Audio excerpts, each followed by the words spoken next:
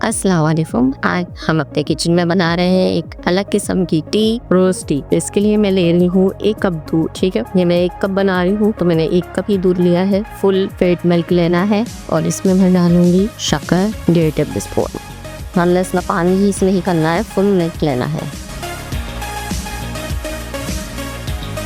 और इसमें मैं डालूंगी 2 अदद हरी इलायची, इनको मैंने खोल लिया है।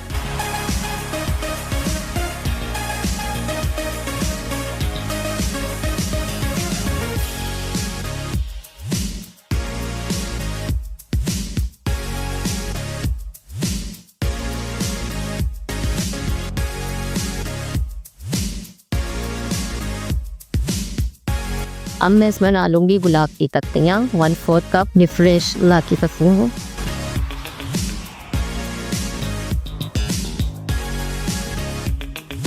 और अब साथ ही हम इसमें डाल लेंगे चाय की पत्ती। ये वाला 1/2 टी स्पून के करीब डालिए हरी पत्ती, 1/2 टी स्पून मैंने और डाल दी।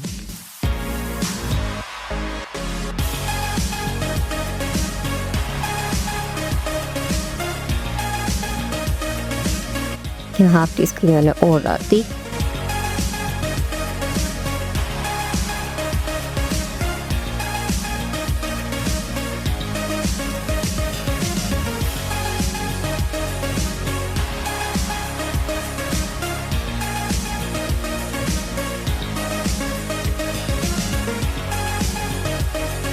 और ये हमारी चाय तैयार हो गई है, अब इससे छान लेते हैं।